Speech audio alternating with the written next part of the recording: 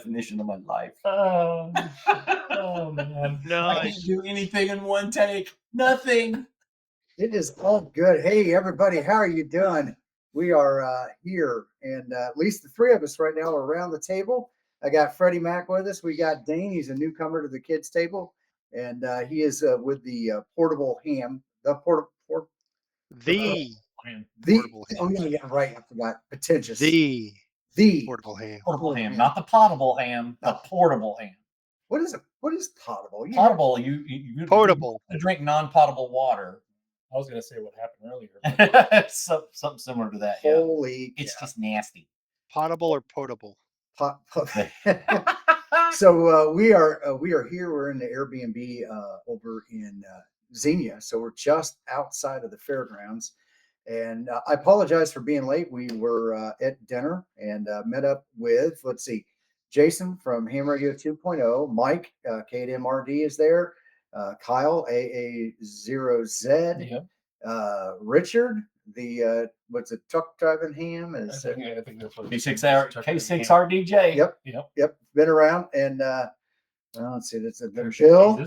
Bill. Parachute Jesus was there. Carlos has made an appearance already. Of course, he swoops in like a true parachuter at the very last minute. Yeah, right at the last. And then let's see, Dave from VEQ or VQX.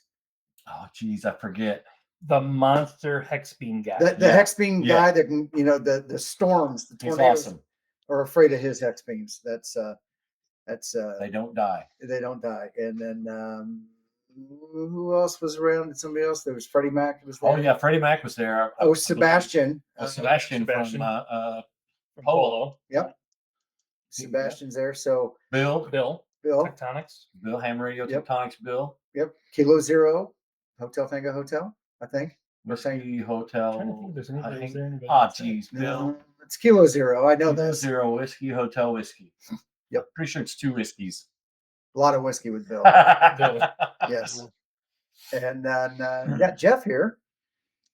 The K3Z. Back in the studio. Back kids table studio. Back at home. Yep. Back at home at the kids table studio. But so yeah, hey, we are here. Everybody kind of ventured in today. We were traveling from all over the country. Although, who do you think's coming the farthest so far from our group? I mean, you're in Oklahoma. If Bill came from his house, he's East Coast, so he's got his Phoenix. Oh, that's right. He's been a Phoenix. He's still further than me. Well, he's based in South Carolina or North Carolina. North Carolina. So he's on the East Coast primarily. So I'm assuming he flew in from there. So it's hard to say with Bill. He's everywhere. Yeah. I mean, at some point, Josh will be here, and so he'll win the award. He'll fly in. I don't know if Dennis is not coming this year. He already made mention he's not going to be here. I'm sorry to say. Smoking Ape's supposed to be here this year. I have yet to meet the man in person. Never can tell what's going to happen. Yeah, you never know. You never know. Now, whether he got his ankle monitor off, come out here is. I sent him some instructions on how to jimmy the lock on that thing, so we'll see if he followed instructions well enough. There we go. Had an inside scope. Oh, pry bar done. Jeff has a pry bar. Oh. Well, you got to jumper it, and you got to do the flux capacitor and jumper it around and make sure nobody knows and make sure the satellites line up. Absolutely. Yes. Well, Josh will be here, and he's coming in, and Chuck. Chuck, yeah, and I'm sure Steve's going to be here. I know Jim is. I seen him on All Star today, and I forgot to holler at him. I was on a phone call. Yeah. I assume Steve's going to be here. Or TO KM9. Oh yeah. He was supposed to be flying down. I think he was going to fly down and take and get a car. They've his flights got delayed. Moved.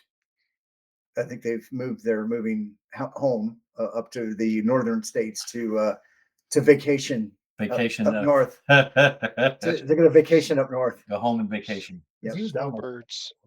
Like area for a while. I want to say he was, but he was out in Guyman, Oklahoma for a while too. So yeah, Steve, unless it's changed, has basically moved his residency to the state of Texas. Hmm. No property taxes, stuff like that, and so they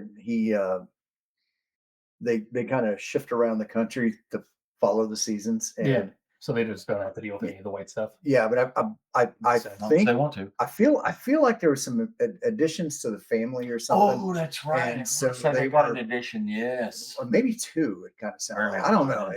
More the merrier. You know what happens with people when they're up north? A lot of kids come around. Especially Mhm, July babies. Yep. So, mhm. but yeah. So we're here and just wanted to kind of touch base, get in. Obviously, make the claim that we were the first group to be able to live stream from Dayton 2025. If not, we're going to say it anyways. And we win. Done. That's what I'm saying. we won. But just kind of walk through it. I mean, here at the table, Dane this will be his first time to Dayton. Yeah, we're wicked excited to see this. Yeah. I understand nothing has really officially started yet, but just seeing the amount of stuff that was being unloaded while we were on like fairground property, this place is huge. It is. I had a couple of friends like try to explain it to me like how big this Hamfest really is.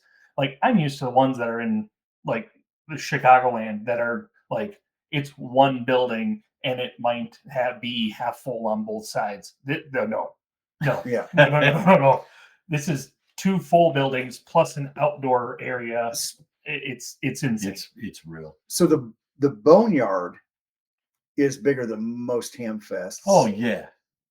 You mean Oklahoma? by far. Yes. By your good standards, your standards of a good Hamfest. Yep. The Boneyard will be that big. Matter of fact, the Boneyard is probably as big as Huntsville. Oh Lord, yes. If not bigger. I mean, it's like So- the whole racetrack plus another football field sized area. Yes. And I think they added some on where vendor parking used to be. Did they not? You know, it sounded like they were going to behind the buildings. They were Yeah. also going to do that, but when I went back there, they didn't really have anything set up unless it's going to be like a tailgate thing where you pull in and you just sell your wares out of your which I think that would probably be a good thing. Maybe the people that I don't know how much they're charging for spots or I don't anything, either. but Dang. but that would probably be kind of reminiscent of Hamfest is Yep. to have the tailgater section. That would be awesome. And then because some of these guys, in the Boneyard there, I mean they come prepared. Lord, yeah. Tables, they've got equipment to sell. That is their side hustle. It's not I've got it, it's not like I've got a bunch of old radios and I just need to clean up Right. the shop because mom's yelling at me or mama. I found those cats at Huntsville Hamfest, but yeah, not here. They're coming loaded for bear. Right. Dude, I bought one radio for a friend last year, and that vendor alone had 6 tables set up with stuff on all of them. Oh, yeah. But then I also think there's a lot of people like let's say Coffee and Ham Radios, for example, who are Yep. getting a booth out there or getting a spot out there to sell new equipment too, Yes. because it is a whole heck of a lot cheaper than a booth inside. Oh yeah. But booths inside do come with an advantage. They do. It's not necessarily air conditioning, but No. but only because it was so many people coming in and out of the building, and I think in some cases they got the doors open too. Yep. It's just hard to keep that air conditioned. You'd be elbow to elbow there on Saturday. It's pretty thick on Friday. It can be, yes. But last year it rained till like 2 in the afternoon, and then it was even more pleasant after that, after the sun came out and all the humidity in the air. But I mean, it wasn't horrible. But Saturday, Lord, everybody showed up for Saturday. But there was a lot of good deals to be had. A lot of good deals, especially the guys from Signal Stick. I have got to remember to get some antennas this year. They had them discounted last year, and I'm hoping they are again this year. I need a few more. Oh, okay. Yeah. Yeah. Since like you guys are talking about that, have you guys heard it like use that what do they call it, tire tail or whatever it was on their antenna? I have not. I think they watched an FEP Labs radio and said, you know what, that's a gimmick that people will buy. Now, I would just I've give her some because mixed results. because normally when you're using a handheld, you're the ground plane. You are. because Yeah. you're older. So Mhm. like I don't see what like I'm not trying to say anything bad or anything, but like why would you need a tail coming off the antenna? Have you, Mind you, like you probably have not been, are you familiar with Steve? And I can't think of his name. He's the RF engineer who's works with the big radio station in New York City. He comes on to the after chat. He hasn't been on the last couple of weeks. Um, there was a whole conversation about the tiger tail and how do you effectively measure it and what it will do. I mean, it is a piece of wire, and presumably the resistance is lower than you are, so it would use that pathway. But you're right. You become part of the ground plane. It's hard to test. It's hard to test radio antennas from that perspective for the HT antennas and things like that to get some of these claims. But it's all good. because like I know Josh had that whole rig that he had to set up just to try to test some of the HT antennas he was doing, which was like you were able to. There was a touchpad on it. And it was a crazy setup. Whole apparatus. Yes, that's it. Yeah. There's a very scientific approach to testing antennas in a isolated chamber, and there's all. I'm going to take my field strength meter. I'm going to walk around, at various points, and sometimes, and I do see, and maybe you guys can speak to this. Do you see this when people get really they try to get too deep and too technical on some of this stuff when it really just doesn't matter? I mean, it's kind of that good enough is good enough approach to things. Yeah, I've seen it, and I've actually been there a few times myself. I catch myself going down that rabbit hole. I may want to know everything there is to know about it, but it's like a need to know basis. A lot of folks don't want to know why it does this one particular thing. Just tell me how to make it work, kind of thing. Or tell me how to build Just it. make it work. I don't care about the science. Did you Just tell me how to work it. Is it plugged in? So sure you need to power cycle that. Yeah. So apparently the mics are working pretty good. 45 Auto said the souffle is done. Yep. Far out. So so anything you guys are looking for this year? I tell you what, I made a recent discovery. I'm right in the middle of reviewing different sound card interfaces for all-star nodes. Imagine that. And David Gleason, whose name or call sign I cannot recall, but he's the all-scan guy. Okay. He created the all-scan interface. He also builds these all-scan all-star nodes. They're sound fob nodes. He also makes full nodes. Nonetheless, I bought a node from him.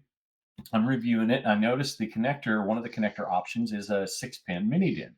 And it comes with a cable, and it's a 6-pin on each end. I'm like, oh, that looks really familiar. Where have I seen that before? I go right into a Yaesu radio. It goes right into a Yaesu because I picked up a Yaesu 7900 at Green Country Hamfest in Claremore, Oklahoma. Great price, works great. Bring it home, and I'm like, hey, oh my gosh. Plugged it in to the sound fob, plugged the cable into the radio. Boom, I'm working. I got to do a couple of settings from the default because it was a brand new mode in All-Star Link. It was hardly any tuning at all. It worked really well. And what better radio to put on an All-Star Link node than a nice Yaesu or Nikon or what have you. So I'm actually thinking about doing that. I've got that 857 and I've got the 897, and those are they're cousins. They're the same internal radio. One is in a base format, one is in a mobile footprint, right? Both 100-watt. All band, all mode radios, and I don't want to just let them sit. I don't necessarily want to sell them. They're workhorses, right? Put them to use. And so I've been thinking about doing that. I've been running the 897 with a APRS digipeater down where I live because there's I'm in between two towns, and it's kind of a lull. Yep. And so it's a good spot for APRS, and it's also because the interstate goes right through there, and I'm assuming that people will be driving through and beaconing, and it'll give them a spot to beacon and get their data in, get it up there, right? So That's one. And then the other one is I kind of want to just have an all-star node. And I like the Raspberry Pi one, and I don't have any problems with that. It's just that little, 300 milliwatt, 400 milliwatt. Yeah. You know, It's not a powerful radio. It's great for close proximity, but like mine at home is a mobile radio. Knocked it down to 10 watts and ran a little KB9 VBR. Oh, J-Pole, yeah. Yeah, J-Pole outside. I can hit it for 4 miles away with a mobile, and I can talk on a handheld all downtown Henrietta, and it's just handy. I mean, I can turn the wattage up. I did at first, and the fan ran all the time because it gets warm during the net or something like that. Well, especially when that guy from Oklahoma is running the net. I can never tell what's going to happen on the All-Stars. But yeah, a lot of advantages to having a mobile radio for an All-Star. I kind of like that, and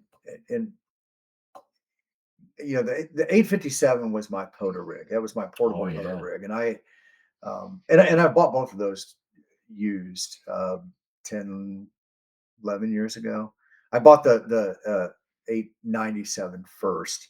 That was a guy that was getting out, and he had bought it used, and I got a good deal.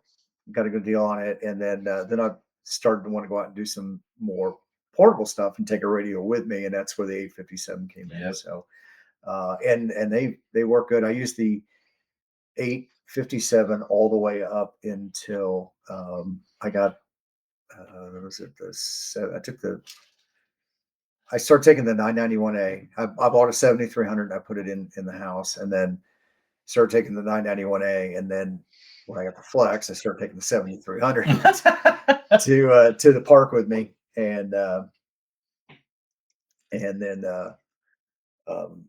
you know, it was good. But the radio, I mean, they're good radios. It sounds just good. Every once in a while, I will actually just go do an activation with it. Matter of fact, when I got the ATOS, I didn't really want to lug the 991A in around the front seat with the ATOS to use it, so I threw on the 857. Yeah. Did you do much C4 FM with your 991A? No. I've talked to other people. I almost bought that radio when I got my very first new HF rig was the FTDX10, and I almost went for the 991A. But I'm hearing mixed results from people that I know about the quality of the C4 FM as it passes through, you know, the received quality. It sounds good to me, the ones I've talked to, but I just didn't know if that may be an isolated thing or if it happens to others out there off the 991A. So I've used it. I've used C4 FM, and it's one of those quick, easy digital modes to go to. You don't have to set up anything, and that's, you know, the level of complication with D-Star and DMR. D-Star drives me crazy. But C4 FM is good. You get on a frequency, you hit the button, and you're talking, right? Yeah. I feel like I've never been able to get DMR. Like every single, and then there's just so many different things in there. Like, is your color code correct? Is your channel correct? Is this correct? Yep. They overcomplicate the heck out of it to where it makes it darn near impossible to work.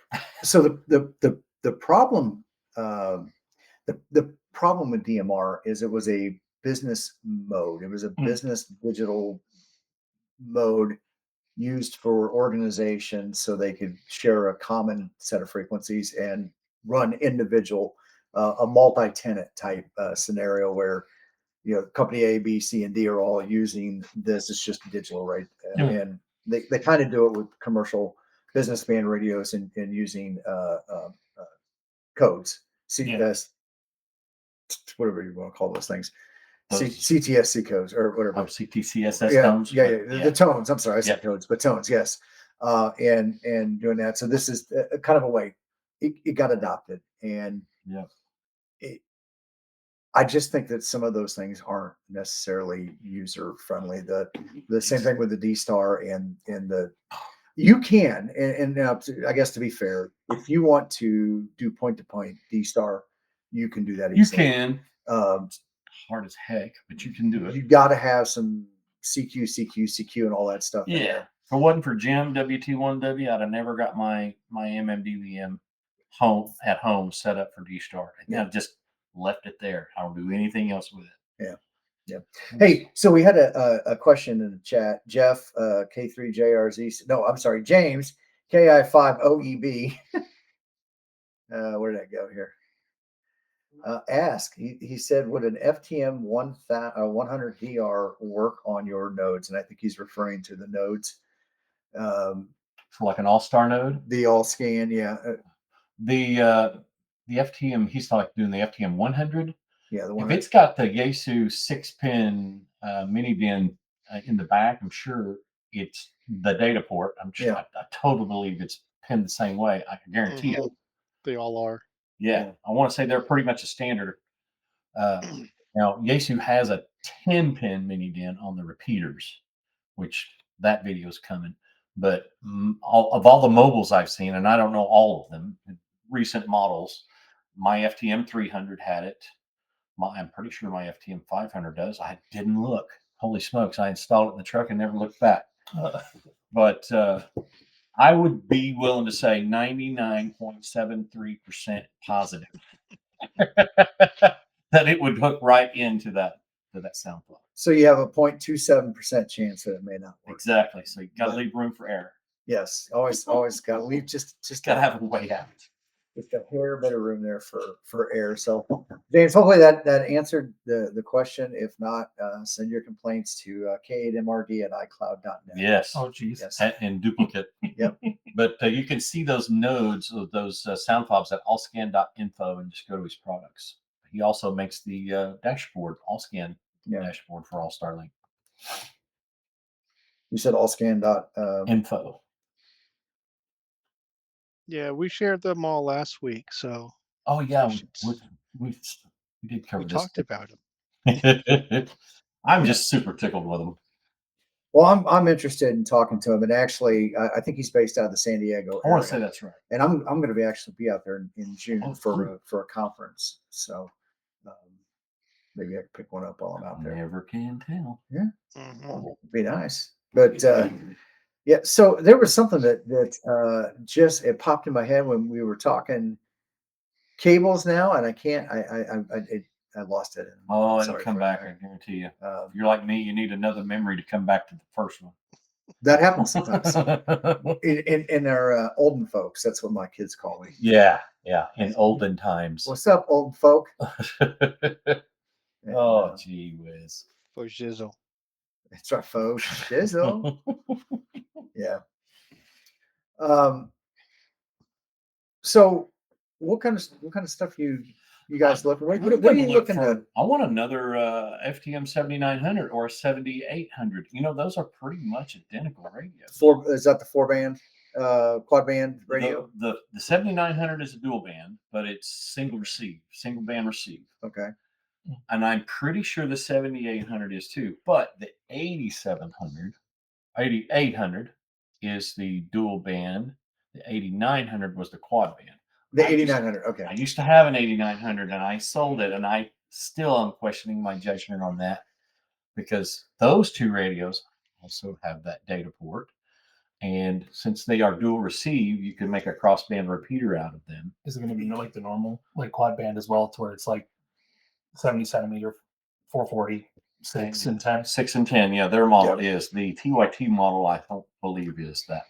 I really wish they would make a quad band that's 6, 2 meter, 220, and 70 centimeter. That's the perfect radio. Like, why would that? Why hasn't anybody done that?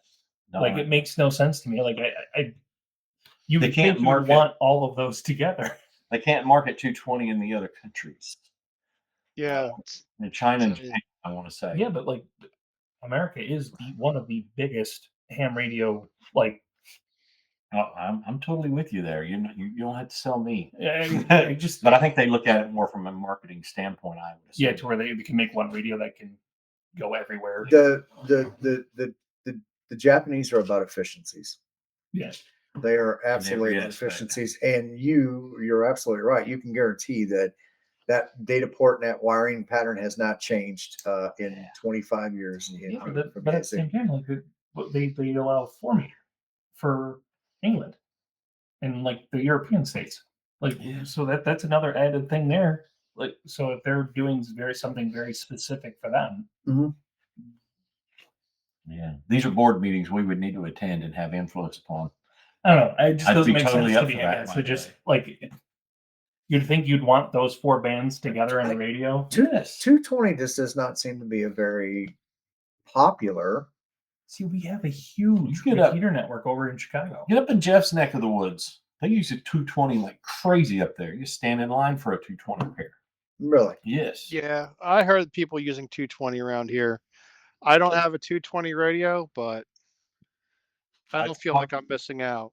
Talking to Clint that runs the net, the OMIC net, the Delaware Valley OMIC net. Yep.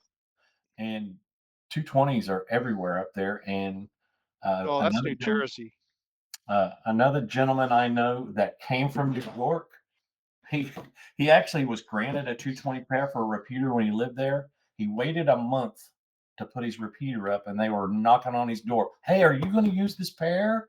Well, we want it. You know, it's like, good grief, they're everywhere. 220 propagates really, really well, but the band is not so big. You know? You only hand out so many per area, so 2 meter in this area just rules. Because like up by Chicago, we have a huge like 220 like repeater system there. Yeah. Like they just like they have the night crawlers net, which is all third shift guys, Oh yeah, and that is a blast because they do trivia night and stuff like that. Oh. Which I'm not gonna lie, like I'm not a super big fan of some nets and stuff like that, but like they made it fun. Like that was one of the first nets that I ever checked into as a tech. Mhm. And like the only way I'm able to check in with them is if I go on to Echolink, and oh yeah, we all know how much Echolink works so well. and how well it sounds. Oh, it's amazing. And hopefully your repeater does not have a long squelch tail. Yeah. True that. Man. I can't believe some people can't figure out how to get rid of that thing. And then they blame it on something that they don't know what they're doing. Whatever. I'm not giving you guys a tour of the Airbnb. I'm just moving the camera. I should have thought about this before I started. Yeah, you should have. Da-da-da. What kind of coffee maker is that there? It looks like 2 of them. Because there's never enough coffee. There's actually 3. 3 coffee makers? Seriously? It's a warmer room. Oh, that's a hot pot, isn't it? Yeah, man, I'll tell you, I wish I'd It's a known that's kettle. here. Yeah, so we got a guy with a diverse palette of coffee flavors. here. Java.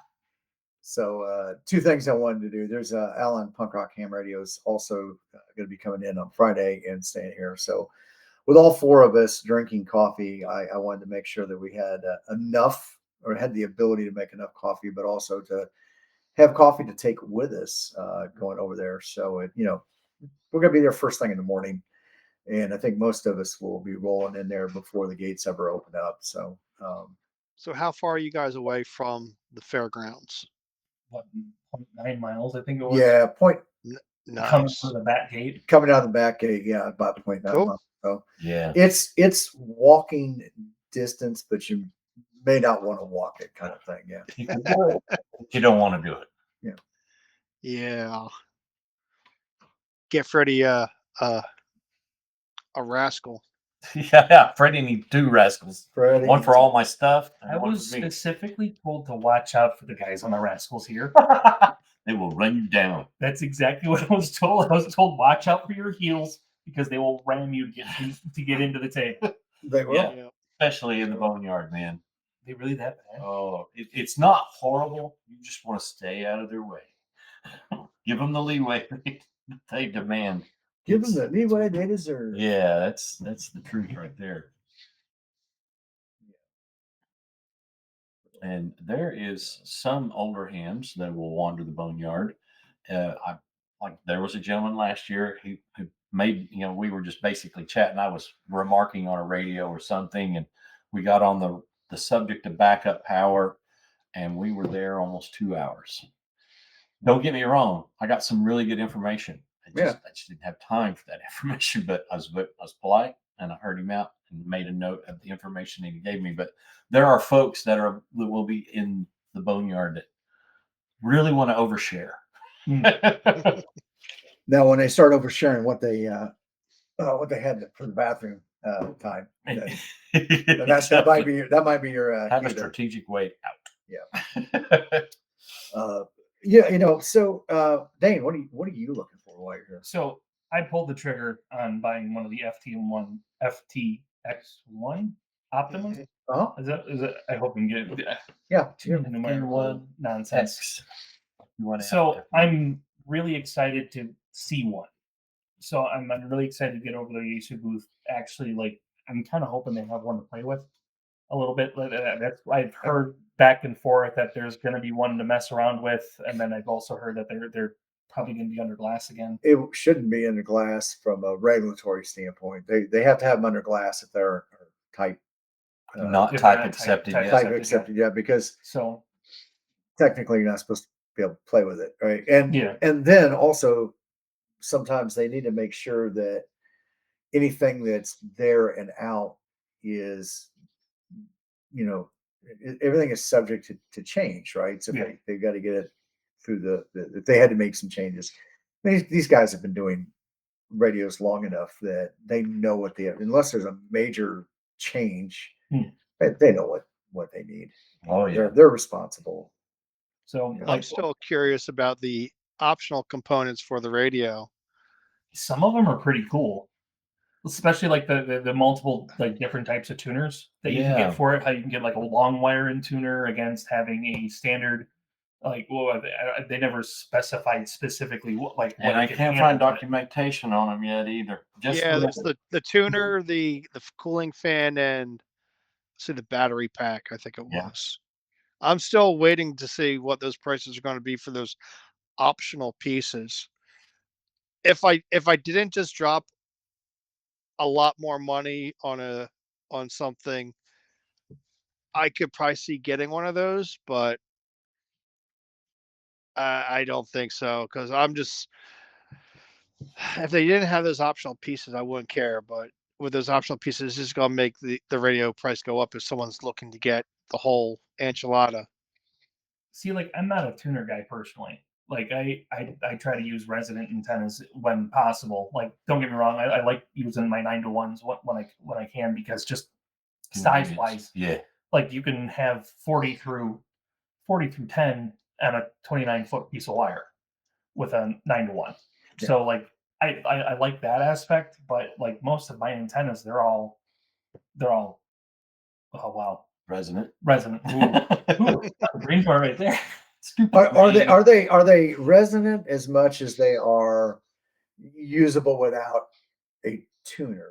That the Yeah, like it's because within the if you sound. have an infrared half wave, that is not resonant. No.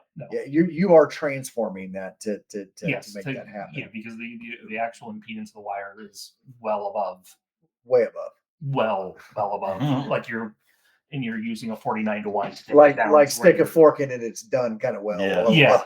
And you're using the transformer or balun or on whatever you want to call it to bring it down to where your radio can use it. Right. So like, and I understand that, but it's just like all my antennas are mostly that route. Like I'm a wire antenna guy because I just like how small they can get. You can get them easy to pack around. Like a lot of people know, like I'm a truck driver, so like I don't really have a lot of room to take stuff with me in the first place because I have very limited space. So when I can get a whole kit that's, I don't know, the size of a 8x8 by 4 Well, inch. How big was your KX2 kit that you got? Okay, my KX2, yeah, it's about 8x8 by 4. Yeah. And then you can throw a small 49-to-1 wire antenna in there. Oh and yeah, build there's 3 antennas in that pack. Yeah. Because like they're so small, and all I have to do is I have that case, and then I have some type of mast. Yeah. More than likely, it's going to be the POTA 20 because it's just that thing is so small by itself as well. So that's kind of what I rock. And you can get a M spike to go with it. Yes, Yes. which I sadly so misplaced mine. Just got it. Sounds like misplaced. there's a story there. Oh man, so what was it, like a week or so ago? I went out and did the live POTA. You were on the live. You were watching the live stream that I did for the POTA activation. Yeah. It's out in the middle of that field somewhere. Oh man. That's totally something I would do. Probably Like, going. think of things cheap. It's not like super expensive, but it's just like Yeah. literally, I've used it 3 times, and now it's in the middle of a field that has grass that's up to my knees, and there's no way I'm finding that. It could be gone. Somebody could take it. The place where I go, nobody goes there because the parking lot's closed. And like I specifically asked the rangers there if I could use that parking lot. And he was just asking me what I was doing. And he was like, "Oh, I'm just setting up an antenna, and then I'm going to operate like off the back of my car or something of that sort." And he goes, "Oh yeah, as long as you're not messing anything up, go ahead. Yeah. Just make sure you leave everything the way it was, or if you have to move something, just put it back when you're done." And they've always been like the park rangers at my park that my home park have always been super nice, super cool, very curious about what we're doing. Yeah. Which is, I think, is nice. I love it when people walk up and ask me, like, "What are you doing?" Because like I'm not one of those people that like run my photo flag out on the table. You talking to Russia? You talking to Russia? You talking to aliens? Got I've done a few of those. I'm like, yeah, aliens. Yeah, sure. I've gone to Russia. I've never gotten the aliens. talking to your mom. So it's all- Talking to your mom and your sister. Oh, Yeah, but it kind of made me misplace that in the middle of a field. I gotta do it. I'm sorry, guys. I can't. Okay, good. It bothers me when I see the cameras reversed. I start Really? tripping. Oh God, yes. That's my OCD kicking in. Did you get one when we came last year to Dayton when they were releasing Mike's new antenna? The POTA 20? Yeah. And we all bought one. Did you buy yours then? Yeah, I sure did. Everybody bought one. I mean, a lot of the tubers did. Yeah. We about ran him out of them. I think we did run them out. Yeah. Of it, yeah. As soon as I get home, I bring it in the house and I set it somewhere. Oh no. Yeah. And it was probably 3 months ago I found it. Yeah, you know where I sit and do all my recordings and live streams. It's right behind me in the shelf. For some reason, I just stuck it on that shelf lengthways. And the thing is, what That big around? Yeah. Totally missed it for the longest time, and I was moving stuff around looking for another radio. I'm like, oh my god! You know, I'm not gonna lie. When I was because you lost yours so easily, I picked up a second one when I was in Huntsville, just to have. Well, and I went ahead and bought the 30. Is it 30 or 33? So there's a 33, and then they came out with like a 33 heavy duty. I didn't get to See, I'm interested in the HD version, the Okay. 33 HD. Yeah. I think that would be awesome, especially running it off like one of the wheel mounts or something like that. I've got a wheel mount. I'm wondering if they're going to have that on sale during the Hamfest. Because they're a little. Speaking of which, let's a little expensive. Yeah. You know, what you're getting, okay, but like I do understand with what it's made out of and the components and all that stuff. Right. Like I understand the price, but still, yeah, it is pricey. It doesn't feel good. I have not. And I can't say too much because my wife might be on the live stream. Yeah. I don't want to call myself out too bad. Yeah, let's not get you into trouble. I get myself in enough trouble. I didn't need You ain't into that, brother. Yeah, you don't need me to help you, right? I totally know my wife isn't watching, but I love you, sweetheart. Yes. No, in case you are, I love you. Yeah, I have not seen. Normally, you start getting pre-show emails. HRO already sent one out yesterday, I think it was. I haven't seen it. Yeah, they sent one out yesterday. I looked at what's on there. I'm like, cool. Delete. Anything good? They have all the Asus on there except for the FTX one. A bunch of ICOM radios. Yeah. I looked through it and then I'm like, okay, I don't need one of these radios. I'm good. But tell you the truth, everyone, if you're going to buy a radio, if you're not at the Hamfest, get them online for sale. Hamfest and holidays are the best time to get new. Black Friday. Yeah. Black Friday. My deals, Well, man. like, dude, like Holidays, I mean my Black Friday like and Christmas. $20. I did not. They released it. I think they messed up because I think it was $429, Oh and my then it gosh. immediately just mashed up to like 5 something. Like What Somebody did it. the 510? no, when the original The one, 500? the 500 originally came out. Okay. That Black Friday, they dropped to like $429, and I picked one up then. And now I think on sale is $520. 5 something, yeah, and the 510 is It's like $499, I think the 510 was. It was like a good chunk they off. have 2 versions of the 510. So you've got the one with the what is it? AC ASR. something. The enhanced audio. Yeah. That one is much more, but they have a non-enhanced audio version as well. Well, here's a good There we deal. go, right there. 710 field. If you're looking for a 710 field, that's $884 right now on sale, Dang. down from I got some $1,200. excellent, but that thing sounds amazing. ASUS receivers are just stupid amazing. Like my buddy picked one of those up, and we did it like we weren't at a Poda Park. We were just kind of at a park. Yep. Yeah. And we were just activating and hunting. And he brought his. I was running my KX2. He was running that. That radio is awesome. Yeah. Especially for that price, you cannot beat that. Darn good price. That's not a good. That's not a discounted price. I know, dude. I got into Like $50 off or something. messaging war with somebody about how expensive the FTX 1F is. I'm like, you not understand that the 705 originally came out at $1,500? Yeah. Like the thing's been out for what, 2 years now? Yeah, it's been a while. Probably 3. Yeah. Yeah. I wanna So, say but 30. like, okay, things do once they recoup their costs, the things are going to come down a little bit. Yeah. So, Yeah. like, yes, I understand. Right now, that thing is $14.99. Yeah. But the 705 can't do what that thing can. Having that amplifier just kind of makes it. I can't wait. I'm wicked excited. Like that's going to replace a couple of radios. Somebody's Oh, excited. yeah. So with the ICOMs, the 2730s, I got those on sale $270. Now that's how much I paid for mine last year here. $18.99. I got it for cheaper than that. I did Oh, too. because I was on the waiting list. I was too. Yeah. Yeah. Plus they knocked my $35 off for Yeah. holding it. So Yeah. So that all looks about the same there.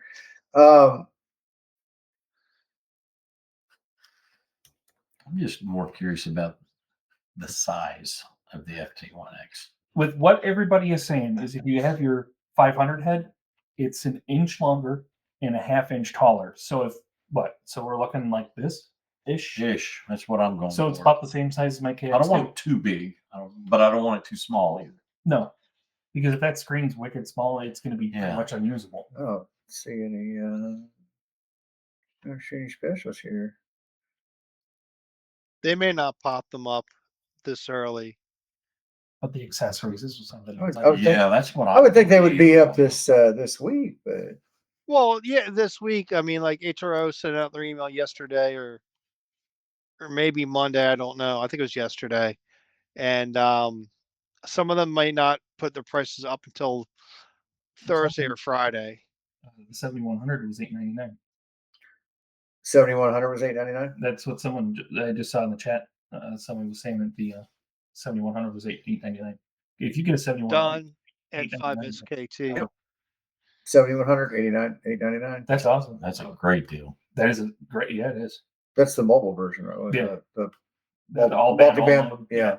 I wish ICOM would. They call it mobile, but that head units. I wish they would have Weird. refreshed that last year Mm. with and put their modern menu system on it, color display and everything. I wish that was I don't mind the monochrome now. Like the Lab 599. I ran one of those for a while. That monochrome screen was actually really not bad. The waterfall that you had on that Yeah. and everything, that actually worked out great. And that thing pulled like nothing from a battery. Like it was pulling like 0.1 to point It's a cool little radio. amps. Yeah. Dude, I could literally run that thing all week on a 3 amp hour battery. Yeah. So you still have the Lab 519 or did you? No, I sold you that sold it. to get the KX2. Right. so now depending on how this the FTX one Jesu's new offering, portable radio, portable offering. Yeah. Depending on how that thing goes, Right, yeah. I want to get it in hand first, but that might be replacing my KX2. Okay. And also my. And so, how should if 891. somebody's interested in buying your KX2? I have 3 buyers already. Wow. That's dude. I just said I might be thinking about it, and I already had 3 people. Yeah. That I know personally that are like, I want that. Take a number. Cash in hand. Mm-hmm. Highest bidder. Well, dude, they're darn near impossible to get. And it's just because I've never met anybody from Ellicott. Well, I know we'll they change make that. amazing. We'll change that because they're here. They'll be here. They Mm-hmm. make amazing radios. Their received are bar none. Mm-hmm. I gotta say that they compete hard receive wise. Yaesu would probably be their only real competitor, in my opinion. They make great receivers. I still use my FTDX 10 for POTA. That's awesome. And I'll set it up on my front porch and hunt. If you don't have to carry that far up 3 flights of stairs and down 3 flights of stairs, it's fine. Yeah, that's the hard part. I mean, I when I set up on the tailgate of the Bronco, I use a full-fledged radio. Yeah. Yeah. I've got my my ICOM IC706 Mark II-G. Gotta be the Mark II-G. I'm never getting rid of that radio. I got it at a sweetheart price, but when I first got it, he kept telling me that he thought that there was something wrong with it. I had a buddy check it out. Put a finger on it. He said, "Man, it sounds just fine to me." And when I got it, I took it on a POTA. I made my contacts with my FTDX10, so I set up my ICOM and I start making contacts, and they can't understand me. They can't understand me. Well, it was, how those mics are an RJ45, and that retainer clip breaks off. Yeah, and you got to hold it up in there. Well, it was really, really iffy. So I took an actual ICOM commercial mic and plugged it in. They're pinned the same, and everything worked. Done. The stock mic had an issue, and it still does. But I plugged in that commercial mic, and that thing just works. I made my first FT8 contacts on my 706. I love that sucker, and it's a lot easier to tote. It's in the same size Apache case. It's a heck of a lot lighter. See, like I use an old gun bag because they're padded.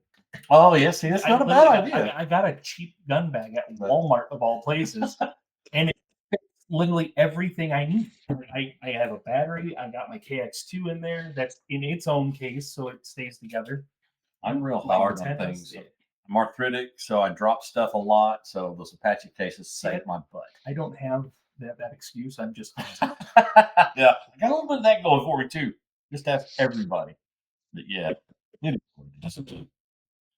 but something else. I do really want to go see Alpha Antennas. I want to see that portable. What is it? Delta Loop. The Delta Loop. Is it the Delta Loop or is it the? Shoot, what is it called? It's that real ultra lightweight antenna that he just. Oh, the mag loop. Yeah, the mag loop. Oh, the mag loop. Yes. The ultralight mag loop. I really want to see that. Yep. So I'm interested. So Steve handed me an antenna at Huntsville. I think it was Huntsville. No, Dayton. I'm sorry, Dayton. And it has been cold and had not had an opportunity to get things out. So now it's warming up. So I'm going through looking like, well, what can I do? And it's that hex antenna. He had that at Moore, didn't he? He did, and that was the antenna that he had deployed, right? Yeah. So I was looking at it, and apparently, if you put another piece of gear in there, another transformer, and loop it through, you can build a Delta loop with that. And I know our friend Don. Cool. I know our friend Don. He's all about the Delta loop. Yes, sir, he is. And I thought, that might be a fun thing to throw out in the backyard and see what kind of have trouble. A little fun with. Yeah. I mean, I'm interested in trying some different things, and I definitely am hopefully building a platform there, an area to be able to do that. I am interested in talking with was it Carlson and masts? It's the rooftop mast that Rob, Digital One Rancher, Rob was talking about. Yeah, got very That's super excited heavy with. duty one, right? Yes, very heavy duty. I think he met them at Orlando, and he's very excited about that. I've got the roof there on the building, and because I looked at putting the tower up, that was my plan, was to put a tower up when we built the building. The tower itself is not expensive. It's the concrete. It's exactly, Yeah. and to have, oh man. and I know sometimes people they skimp out on it. I don't want Yeah, you can't. my No. 40-foot tower dropping into my neighbor's house. No. I live out in the country, but I live in a subdivision that's surrounded by cornfields, and I'm on the backside of it, right? But I still have a neighbor close enough that if it fell over, I didn't want to have to mess with that. You have certain liabilities you have to be aware of. Exactly, and so to put the proper amount of concrete in and everything, it was probably $12 or $13,000. Yeah. Son of a, Just crazy. Yeah, it's expensive. yeah. Mhm. I mean, they put the concrete in for the footers when they built the building, and I don't know how much that was. Oh. Um, We had a garage built in the middle of COVID, literally, and it was 20 or 21. And it's a 15-foot wide, 40-foot long. And the concrete alone then was upwards to $8,000 for a 4-inch slab. We could have went 6, but Yeah. we also had to build up the ground the whole 9 yards and then put the slab on it. And it's gone up exponentially since then. Concrete's nuts right now. big, and the messed up thing is it's just sand, rocks, and Yeah. Water. something else. But it's mixed to perfection. Yes. It's not done anything. They just drop it out of a big hopper up top. And over time, What- it cracks you got anyway. The proper, what do they call it? Slope or something? The proper mix, so it's not. Oh yeah, the ratio. Yeah. Yeah. Yeah. Don says it's Carlson Roof Towers There you go. is the brand. So I'm interested in talking with them. Also, I need to find a alternative to West Mountain. I don't know if those guys have gone on strike or I don't know what's going on there. I don't know, but I've had some product that's been on back order for since last year, and when I called the retailer and was just following up on it, he's like, "We've got people that have been waiting since the spring of last year Oh, to buy a very basic piece of equipment." Because there's a couple of their products I really want, but they're just unobtainium. And if I understand things happen, life gets in the way, but if they would just communicate that, they wouldn't lose a necessarily potentially large client base. Well, so I can build my own, and that's something I've thought about, and I've talked to a few people, and it sounds like somebody else is already going down that avenue. Going down that road. Has a little bit deeper pockets than 10. Yeah. Something that can be a little bit more mass produced. I've also looked into the Chinesium one that was on Amazon. I'm gonna make a video on it because I think it's not it's definitely not as nice on the inside as West Mountains, and it doesn't have the ability. It doesn't have the integrated charge controller, which I do like. So I do have one, and I've got it in the Bronco, so it acts. It charges the battery off of the truck alternator while it's running. But then also I can plug in solar panels to it and charge the battery and continue to do that way. And that way I'll have to start the truck up and run it when I draw the battery down. So see, that's what I'm also looking for, is that exact same unit. Yeah. Because that's how I want to set up my radio station at home, to where because I already have a battery. I pretty much have everything except for that. and that's the second part of the my equation at home is having that exact same unit where I can charge the batteries via solar, have it run off power supply, but then also, I live in an area, we live in tornado, runway or alley or whatever they call it. So we get bad storms all the time where, lightning. Matter of fact, if it happens at Kyle's house within 6 hours, it's happening. We're in that exact same slope, in that same line. We're in the glide slope there of that tornado. And a lot of times, if it hits Tulsa and Joplin, it's hitting St. Louis, and it's coming to your place. Yep.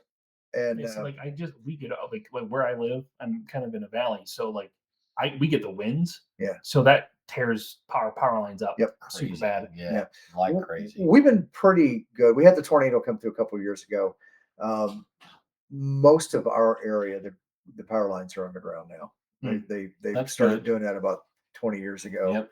And that's pretty much standard in our area now. Now we do have REMC, or the rural electric. Oh yeah. Out there, and you get into some of the areas in the county, and you really can't put underground cables in. So they're still above ground, but they do a pretty good job.